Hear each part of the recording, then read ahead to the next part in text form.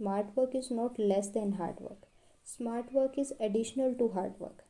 So, smart work, according to me, is hard work plus direction.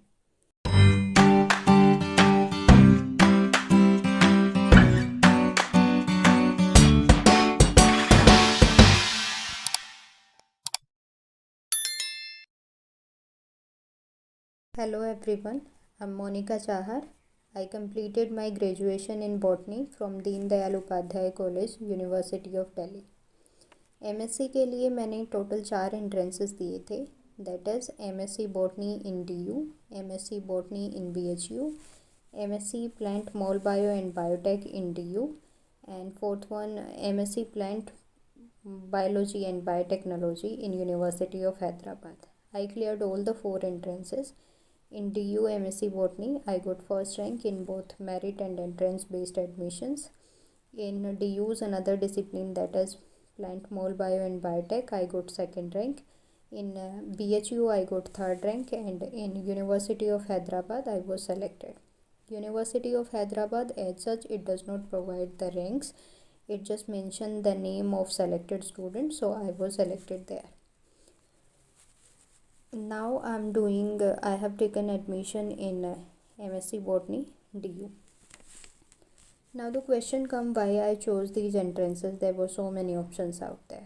तो reason being कि मैंने जो अपना BSc है वो बॉटनी से किया, तो मैंने उन एग्ज़ाम्स को टारगेट किया जो बॉटनी से लिंक थे, ताकि मैं अपनी सब्जेक्ट नॉलेज वहाँ पे अप्लाई कर पाऊँ। बायोटेक्नोलॉजी के एंट्रेंसेस मैंने इसलिए दिए क्योंकि मैं अप्लाइड पार्ट में भी अपनी फाउंडेशन स्ट्रॉन्ग करना चाहती थी, क्योंकि फ्यूचर एग्ज़ाम्स जो लाइफ साइंसेस में हम फेस करने जा रहे हैं, दैट इज़ गेट हो गया या फिर CSIR नेट हो गया, तो उसमें अप्लाइड पार्ट सर्टेनली ज़्यादा इम्पोर्टेंट है कोर बॉटनी से। तो मैं अपना अप्लाइड में भी बेसिक्स जो है वो स्ट्रॉन्ग रखना चाहती थी, इसलिए मैंने बायोटेक्नोलॉजी वाले एंट्रेंसेस भी दिए। अब एक क्वेश्चन आता है कि हमें पूरा सिलेबस टारगेट करना चाहिए या फिर इम्पोर्टेंट टॉपिक्स हम पढ़ सकते हैं along with previous year question papers. तो सर्टेनली हमें पूरा सिलेबस टारगेट करना चाहिए, क्योंकि अगर हम अपने ही एंड पे सिलेबस छोड़ के जाएंगे तो उस पार्ट से जो भी क्वेश्चंस आएंगे वो हम अटैम्प्ट ही नहीं कर पाएंगे। तो सिलेबस वास्ट है, आई नो, लेकिन इट कैन बी कम्प्लीटेड। आप अगर आप कंसिस्टेंट रहेंगे तो आप ज़रूर अपना सिलेबस कंप्लीट कर पाएंगे। तो इतना टफ़ टास्क नहीं है, कंप्लीट हो सकता है सिलेबस। तो अपनी तरफ से पूरा सिलेबस आप पढ़ते जाएं, मेरा तो यही सजेशन है। अब आता है एक क्वेश्चन कि अलग अलग यूनिवर्सिटीज़ का सिलेबस सेम है या फिर अलग अलग है। तो अगर आप अलग अलग यूनिवर्सिटीज़ में, डिफरेंट यूनिवर्सिटीज़ में सेम सब्जेक्ट को टारगेट कर रहे हैं, लाइक आप टारगेट कर रहे हैं MSc बॉटनी को DU में एंड MSc बॉटनी को BHU में, तो आपका 80-85% सिलेबस सेम होगा। कुछ टॉपिक्स होंगे जो DU ने इंक्लूड किए होंगे, BHU में नहीं होंगे, या फिर BHU में होंगे, DU में नहीं होंगे।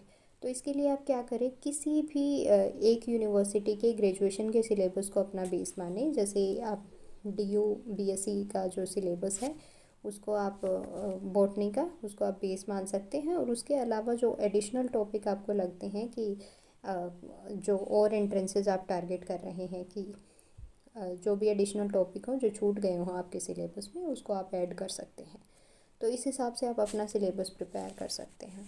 बायोटेक्नोलॉजी के एंट्रेंसेस के लिए आपको जो भी अप्लाइड पार्ट है, starting from biochemistry, cell biology, molecular biology, genetics, RDT, तो एंड टेक्निक्स, ये सब आपको डिटेल में पढ़ना पड़ेगा, क्योंकि बायोटेक्नोलॉजी वाले जो एंट्रेंसेस होते हैं उनमें कोर बॉटनी या कोर जूलॉजी, ये इस पे क्वेश्चंस कम होते हैं। मैक्सिमम क्वेश्चंस वहाँ पे अप्लाइड पार्ट से होते हैं, तो अप्लाइड पार्ट को आपको स्ट्रॉन्ग करना पड़ेगा। आप स्टैंडर्ड बुक्स ज़रूर देखनी चाहिए सेलेक्टेड टॉपिक्स के लिए, not for all topics but for selected topics जो हमारे लिए इस पॉइंट पे इम्पोर्टेंट है, उनको हम स्टैंडर्ड बुक से पढ़ सकते हैं। मैंने कोचिंग की थी ग्रास रूट एकेडमी दिल्ली से, तो वहाँ पे काफ़ी लेक्चर्स हुए थे अप्लाइड बॉटनी के, बायोकेमिस्ट्री, सेल बायोलॉजी और ये जेनेटिक्स एंड जितना भी अप्लाइड पार्ट हो गया, काफ़ी डेप्थ में लेक्चर्स उन्होंने लिए थे। तो मेरा अप्लाइड पार्ट के लिए मेरे पास नोट्स थे एकेडमी के, तो मैंने वो फॉलो किए थे। उसके साथ साथ अप्लाइड पार्ट के लिए मैंने सेलेक्टेड टॉपिक्स के लिए स्टैंडर्ड बुक्स भी पढ़ी थी। तो अगर हम बात करें book preparation for MSc botany and इसमें डीयू बीएचयू में, तो लोअर बॉटनी से अगर हम स्टार्ट करें तो लोअर बॉटनी के लिए जैसे फाइकोलॉजी हो गया, माइकोलॉजी हो गया, आर्किगोनेटी हो गया, इसके लिए आप वशिष्ठा भी पढ़ सकते हैं सेमेस्टर एग्ज़ाम्स के लिए। लेकिन वशिष्ठा अगर आप पढ़ रहे हैं तो आप नोट्स प्रिपेयर करें। मैंने वशिष्ठा पढ़ी थी सेमेस्टर एग्ज़ाम्स के टाइम, बट मैंने नोट्स प्रिपेयर नहीं किए थे, तो एंड टाइम पे वशिष्ठा से कलेक्ट करना काफ़ी टफ हो रहा था। So I switch to Singh Pandey Jain. फिर मैंने लास्ट के 6-7 महीने में, एंट्रेंस से 6-7 महीने पहले से मैंने सिंह पांडे जैन से ही सारी चीज़ें पढ़ी थी थोरली। तो लोअर बॉटनी जितना भी था मैंने सिंह पांडे जैन से किया। हाँ, सिंह पांडे जैन का मैंने कोई टॉपिक मिस नहीं किया था, वो मैंने थोरली पढ़ी थी। उसके अलावा अगर हम बुक्स की बात करें लोअर बॉटनी के लिए, अगर आप सिंह पांडे जैन नहीं पढ़ रहे तो बॉटनी फॉर डिग्री स्टूडेंट्स या कॉलेज बॉटनी, ये बुक्स भी पढ़ सकते हैं आप। उसके अलावा फंजाई के लिए मतलब कॉलेज टाइम में बुक ढूंढना थोड़ा डिफ़िकल्ट होता है, तो मेरे हिसाब से फंजाई के लिए सेठी एंड वालिया की एक बुक है, बहुत अच्छी है।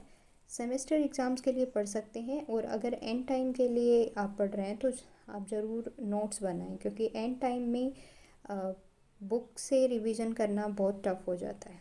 या फिर आप अपनी ऐसी बुक्स रखें जैसे सिंह पांडे जैन होगी लोअर बॉटनी के लिए, जहाँ से आप पूरी की पूरी लोअर बॉटनी एक ही बुक से कवर कर पाएंगे, तो रिवाइज़ करने में ईजी रहेगा।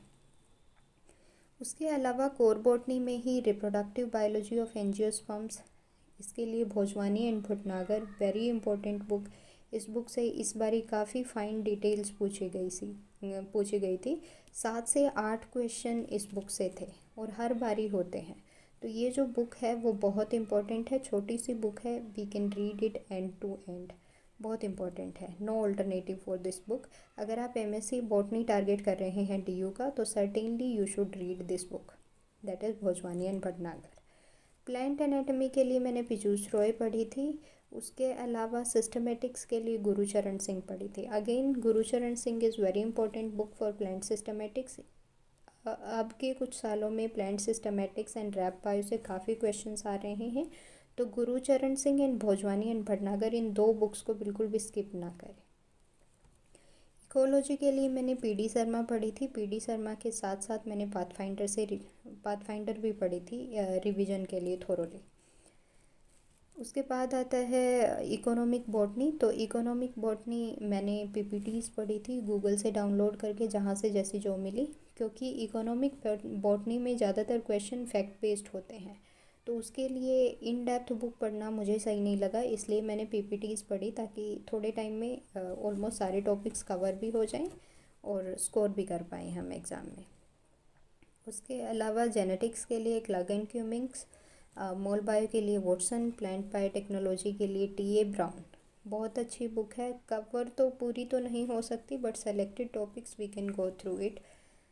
उसके अलावा टेक्निक्स के लिए 5th सेम में होती हैं डीयू में, तो विल्सन एंड वॉकर काफ़ी अच्छी बुक है। तो यहाँ से आप सेलेक्टेड टॉपिक्स पढ़ सकते हैं, बिकॉज सारा कवर करना तो बहुत टफ होता है। आप सेलेक्टेड टॉपिक्स पढ़ सकते हैं, या फिर just go through the diagrams and description of standard books, उससे भी काम चल सकता है। सेल बायोलॉजी के लिए मैं बोलूँगी, सेल बायोलॉजी में स्पेशली सेल साइकिल के लिए बहुत सारे क्वेश्चंस होते हैं हर एक एग्ज़ाम में। किसी भी आप एमएससी का एग्ज़ाम दो तो सेल साइकिल पे क्वेश्चंस होते हैं कि इतने क्रोमोसोम हैं तो मेटाफेज़ 1 में कितने होंगे, मेटाफेज़ 2 में कितने होंगे, या फिर साइटोस्केलेटन पे भी क्वेश्चंस होते हैं कि किसका क्या रोल है, या फिर सेल साइकिल प्रोमोटिंग फैक्टर्स जो होते हैं उन पे भी क्वेश्चंस होते हैं। तो ये सेल साइकिल वाला टॉपिक आप ज़रूर स्टैंडर्ड बुक से पढ़ें, चाहे कूपर से पढ़ें चाहे लोडिस से पढ़ें, बट इसको इन डेप्थ पढ़ के जाएं। इसके अलावा मेटाबॉलिज्म पे भी कुछ क्वेश्चंस होते हैं जो मैंने आपके एग्ज़ाम्स में देखे हैं, जैसे कौन सी प्रोसेस कहाँ हो रही है, प्लांट्स में कहाँ होती है, एनिमल्स में कहाँ होती है। तो ऐसी चीज़ें जो इम्पोर्टेंट हमारी मेटाबॉलिज्म में, जैसे जो भी इम्पोर्टेंट प्रोसेसेस हैं उनकी लोकेशन क्या है, प्लांट्स में क्या है, एनिमल्स में क्या है, तो थोड़ा ओवरव्यू उसका भी लेके जाएं, सो दैट वो क्वेश्चंस हमारे स्किप ना हों। इसके अलावा एमएससी बॉटनी डीयू में 2 और यूनिट्स हैं। जो पूछी जाती हैं, that is bio informatics and biostatics. बाकी यूनिवर्सिटीज़ के सिलेबस में आई डोंट थिंक ये हैं। बाकी इसमें हमारा जो बीएससी बॉटनी का सिलेबस है डीयू का, उसमें बायोस्टैटिक्स एंड बायो इन्फॉर्मेटिक्स ये दोनों यूनिट मेंशन है।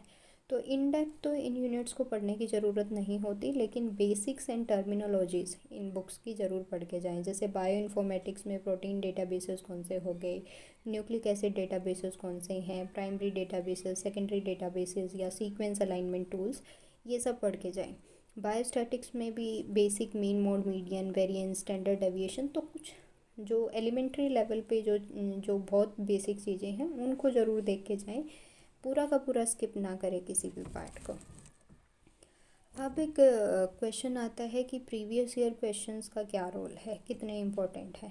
तो प्रीवियस ईयर क्वेश्चंस बहुत इम्पोर्टेंट है, सर्टेनली वो बेस बनेंगे हमारी प्रिपरेशन का। उसी हिसाब से हम अपने सिलेबस को देख पाएंगे कि हमें सिलेबस में किस डेप्थ तक जाना है क्वेश्चंस को देख के। तो प्रीवियस ईयर क्वेश्चंस का एनालिसिस बहुत इम्पोर्टेंट है। Previous year question papers and syllabus आप हर रोज़ देखिए अपनी प्रिपरेशन जर्नी में, और उस हिसाब से अपने प्रिपरेशन को गाइड करते रहिए खुद से, बिकॉज़ ये कोई और आपके लिए ये काम नहीं कर सकता। ये काम हमें खुद के लिए करना पड़ता है। हर रोज़ अपने पेपर्स को देखें, जो भी पार्ट आपने कर लिया है कवर, जैसे फाइकोलॉजी पढ़ लिया है तो फाइकोलॉजी में कौन से क्वेश्चंस पूछे गए हैं अलग अलग एग्ज़ाम्स में, आप उनको कर पा रहे हैं, वेल एंड गुड। नहीं कर पा रहे तो रिवाइज़ कीजिए बार बार टॉपिक्स को। प्रीवियस ईयर क्वेश्चंस को एनालाइज करने का सही तरीका भी आना चाहिए, क्योंकि most of the time students ये करते हैं कि उन्होंने क्वेश्चन देखा, आंसर देखा and then they move to the next question. तो ऐसा नहीं करना है। आप कोई भी क्वेश्चन उठाते हैं उसके सही ऑप्शन तक पहुंचिए, और बाकी जो गलत ऑप्शंस हैं वो गलत क्यों है ये भी एनालाइज कीजिए। उसके अलावा कुछ ऐसे क्वेश्चंस होते हैं जो टर्म्स पे होते हैं। तो कोई एक क्वेश्चन है, उसकी सपोज एक टर्म ठीक है, बाकी 3 और टर्म वो गलत है, तो बाकी 3 और टर्म क्या हैं वो भी आप ज़रूर देखिए। तो क्वेश्चंस का डिटेल्ड एनालिसिस कीजिए। यूट्यूब पे वीडियोस हैं by doctor Gaurav Kumar, MSc botany के लिए उनकी एनालिसिस है प्रीवियस ईयर क्वेश्चंस की, तो उसको ज़रूर देखिए। उससे आपको आइडिया मिलेगा कि कैसे हमें प्रीवियस ईयर क्वेश्चंस पेपर का डिटेल्ड एनालिसिस करना चाहिए। उसके अलावा एक और पॉइंट आता है कि नेगेटिव मार्किंग को कैसे अवॉइड करें, क्योंकि नेगेटिव मार्किंग बहुत मार्क्स खा जाता है बहुत सारे स्टूडेंट्स का। तो नेगेटिव मार्किंग के लिए सबसे इम्पोर्टेंट पॉइंट जो आपकी साइड से आपको करना चाहिए वो है पूरा सिलेबस पढ़ के जाएं, पहली बात, सो दैट आप मैक्सिमम क्वेश्चंस को टारगेट कर पाएँ। और दूसरी बात, आप फ्रीक्वेंट रिविजन्स करें सो दैट आपके ऑप्शंस कम फंसें। अगर आपको चीज़ें प्रॉपरली याद होंगी तो आप इजीली क्वेश्चंस को कर लेंगे, लेकिन आपको आपके माइंड में वो चीज़ें नहीं होंगी, आपने प्रॉपरली रिवाइज नहीं किया होगा, तो नेगेटिव मार्किंग के चांसेस उतना ही बढ़ जाते हैं। नेगेटिव मार्किंग को अवॉइड करने के लिए ओवर अटेम्प्टिंग से बचें। जो क्वेश्चंस आपको आते हैं वही करें, जो नहीं आता उसको छोड़ दें। इन केस आपको ये लग रहा है कि जो मैंने क्वेश्चंस कर पा रहा हूँ वो कम है, तो और कुछ क्वेश्चंस तो करने पड़ेंगे, तो ऐसे क्वेश्चंस को अटेम्प्ट करें जो जिसमें आपके सिर्फ 2 ऑप्शन फंसे हों। आपको अगर 4 ऑप्शंस का, 3 ऑप्शंस का कोई आइडिया नहीं है तो बिल्कुल से टिक ना करें, क्योंकि नेगेटिव मार्किंग होगी और नेगेटिव मार्किंग आपके ही स्कोर को कम करेगी। तो रिवीजन करें और ओवर अटेम्प्टिंग से बचें नेगेटिव मार्किंग अवॉइड करने के लिए। अब मेरी तरफ से डूज़ एंड डोंट्स क्या है मेरे एक्सपीरियंस के बेसिस पे, तो पहली चीज़ तो ये है कि आप कंसिस्टेंट रहें एंड हार्ड वर्क करें, क्योंकि इनका कोई ऑल्टरनेटिव नहीं है। स्टार्टिंग में जब हम अपनी प्रिपरेशन स्टार्ट करते हैं तो हमें ये लगता है कि कोई आएगा हमें बताएगा स्मार्ट वर्क करने का तरीका क्या होता है, क्योंकि हार्ड वर्क से तो चीज़ें शायद बनेंगी नहीं, वो तो सब करते हैं। ऐसा नहीं है, हार्ड वर्क का कोई ऑल्टरनेटिव नहीं है। अगर आप हार्ड वर्क और स्मार्ट वर्क में फंसे हैं तो आप एक चीज़ हमेशा याद रखिए कि smart work is not less than hard work, smart work is additional to hard work. So smart work according to me is hard work plus direction.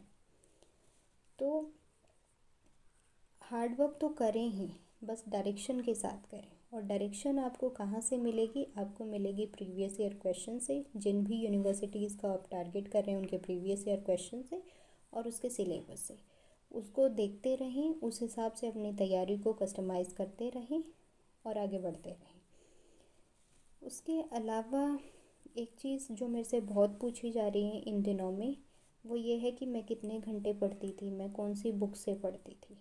ठीक है, क्वालिटी एंड क्वांटिटी वाला फंडा अगेन। तो कोई भी एंट्रेंस हम देते हैं तो नॉर्मली इन चीज़ों पे बात होती है कि क्या क्वालिटी से पढ़ें, यानी कि अच्छी बुक से पढ़ें, या फिर बहुत ज़्यादा देर बैठें। तो both quality and quantity both matters, दोनों का अपना अपना रोल है, दोनों ही चीज़ें इंक्लूसिव हैं। आपको अगर अच्छा रिजल्ट चाहिए तो आपको दोनों चीज़ें इनकॉर्पोरेट करने पड़ेंगी। तो दोनों, किसी भी चीज़ पे कॉम्प्रोमाइज़ ना करें। जब भी आप पढ़ रहे हैं फोकस के साथ पढ़ें, दिमाग में प्रेशर लेके ना पढ़ें, पढ़ाई को एंजॉय करते हुए चलें और थोड़ा ज़्यादा टाइम बैठे भी, ताकि आप मैक्सिमम चीज़ें कवर कर पाएँ। अब आप वो खुद डिसाइड करें। जैसे टाइम टेबल का भी होता है कि कुछ लोग कहते हैं कि टाइम टेबल शेयर करो या कुछ और।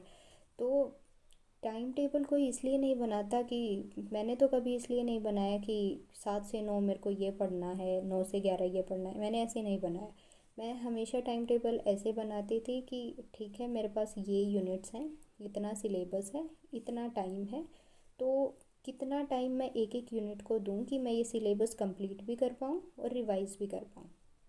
तो उस हिसाब से आप अपने लिए देखें कि मेरे को बायोकेमिस्ट्री पढ़ने में इतना टाइम लगेगा, तो सारी यूनिट्स इस तरीके से पढ़ने में मेरे को कितना टाइम लगेगा, कितनी देर मैं बैठ पाऊँगा, कितनी देर मेरे को बैठना चाहिए कि मैं इस सिलेबस को कवर भी कर लूँ, रिवाइज़ भी कर लूँ, प्रीवियस ईयर क्वेश्चंस को भी कर लूँ। ठीक है, तो इस हिसाब से आप अपना देखिए कि आपको कितनी देर बैठना है। उसके अलावा एक बहुत ही इम्पोर्टेंट टिप जो मैं मेरी साइड से दे सकती हूँ वो है रिवीजन करना ही करना है। Revision is the key. अगर आपने पढ़ लिया और आपने दोबारा चीज़ें वो रिवाइज़ नहीं की, क्योंकि बॉटनी स्पेशली ऐसा सब्जेक्ट है जहाँ पे आप पढ़ेंगे, थर्ड डे आपको 70-80% भूल चुके होंगे, सब भूलते हैं। ठीक है, क्योंकि रूल है कि हम पढ़ेंगे, किसी भी एंट्रेंस का कुछ भी हम पढ़ते हैं तो हम भूल जाते हैं, और भूल जाते हैं तो उसको रिवाइज़ करना ज़रूरी है। तो रिवीजन, फ्रीक्वेंट रिवीजन्स ज़रूर करें, यही आपको किसी भी एंट्रेंस में टॉप करवा सकता है। अगर आपका रिवीजन वीक होगा तो मुझे नहीं लगता कि एंट्रेंस के निकलने के चांसेस तो कम हो ही जाते हैं, प्लस टॉप रैंक तो कभी नहीं आ सकती अगर आप रिवाइज़ नहीं करेंगे तो, क्योंकि भूलना सब ही भूल जाते हैं। तो रिवीजन का ज़रूर इम्पोर्टेंट रखें कि जितना भी टाइम, जैसे ही आपने रिवीजन के लिए आप ये यूज़ कर सकते हैं कि आपका 30-40% सिलेबस आपका कंप्लीट हो गया, तो उसके बाद आप जितना भी टाइम पढ़ रहे हैं उसका 1/3 टाइम या 1/4 टाइम आप रिवीजन के लिए दें। या फिर अगर हर रोज़ नहीं दे रहे हैं तो वीक में 2 दिन 5 दिन नए टॉपिक्स पढ़ लें, 2 दिन ये करें कि 2 दिन सिर्फ़ और सिर्फ रिवाइज़ करें। तो रिवीजन को इग्नोर नहीं करना। रिवीजन के लिए आप यूट्यूब पे वीडियोस देख सकते हैं, जैसे कोर बॉटनी के बहुत सारे रिकॉर्डेड लेक्चर्स हैं। तो आपको कोई भी जेनेरा पढ़ना है, सपोज़ वाउकेरिया पढ़ना है, ओडोगोनियम पढ़ना है, तो आप वीडियो देखिए, प्लेबैक स्पीड बढ़ाइए। इससे क्या होगा, जल्दी जल्दी भी आपकी वो जेनेरा आपका जल्दी भी कवर हो जाएगा यूट्यूब की प्लेबैक स्पीड बढ़ाने से, और सारी की सारी इन्फॉर्मेशन आपके दिमाग में भी चली जाएगी। और बुक में जब वही टॉपिक आप रिवाइज़ करोगे तो 5-7 मिनट में ही हो जाएगा। उसके अलावा कोर बॉटनी में डायग्राम्स बहुत इंपॉर्टेंट है। अगर आपका पढ़ने का मन ना हो, कभी ये लगे कि नहीं टेक्स्ट नहीं पढ़ना, थियरी नहीं पढ़नी, तो just go through the diagrams. Phycology revise करना है, इन द एंड आप क्या करें, फाइकोलॉजी के स्टार्टिंग से लेके एंड तक सारे के सारे सिर्फ और सिर्फ डायग्राम से रिवाइज करें। सेम फॉर माइकोलॉजी, सिर्फ और सिर्फ डायग्राम से रिवाइज करें। सेम फॉर आर्कीगोनिएटी कि ठीक है मेरे को मार्केंसिया पढ़ना है, तो मार्केंसिया का थैलस कैसा है, जस्ट डायग्राम्स।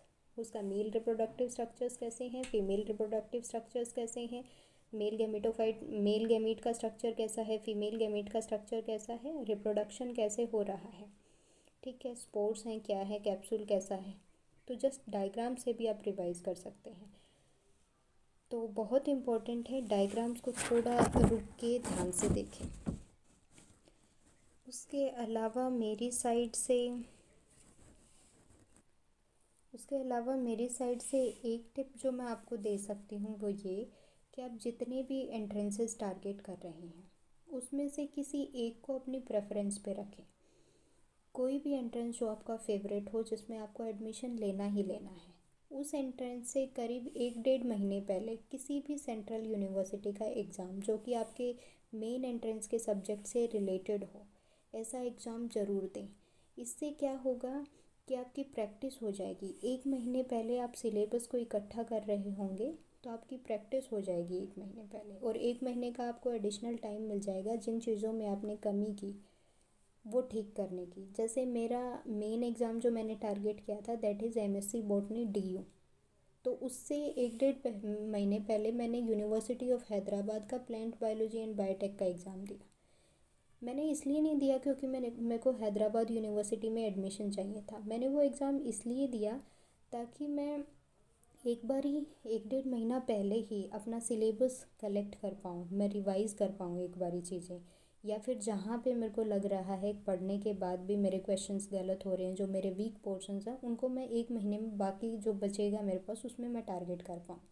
तो आपका जो भी मेन एंट्रेंस आप टारगेट कर रहे हैं उससे करीब थोड़े दिन पहले जो भी कोई एंट्रेंस आता है आपके सब्जेक्ट से रिलेटेड, उसका फॉर्म अप्लाई करें, उसका पेपर दें, और फिर जो भी आपने जितनी कमियां करनी है उस पहले वाले एंट्रेंस में कर लें, ताकि आपका मेन जो एग्ज़ाम है वो आप अच्छे से दे पाएँ। तो ये सब ही बताना था मेरे को मेरी साइड से, जो भी मेरा एक्सपीरियंस था। उसके अलावा thanks a lot to the supreme power, भगवान का बहुत बहुत thank you. My parents and family, उनका भी बहुत बहुत थैंक यू। और एकेडमिक्स के लिए मेरे college professors and grass root academy, thanks a lot to them. And special thanks to this channel that is study with Pooja Mittal. इन्होंने मेरे को चांस दिया, अपॉर्चुनिटी दी कि मैं अपना एक्सपीरियंस शेयर कर पाऊँ, तो उसके लिए बहुत बहुत थैंक यू। एंड ये जो चैनल है स्टडी विद पूजा मित्तल, इसका करीब मेरे को एग्ज़ाम से 1 महीने पहले ही पता चला था। Previously I was unaware of this channel. उसके बाद से we are continuously connected. So thanks a lot to Pooja ma'am for giving me opportunity to share my experience. And for future aspirants, all the best. मेरी तरफ से यही tip है कि be consistent and do hard work. Revision को कभी ignore ना करें। All the best. Thank you.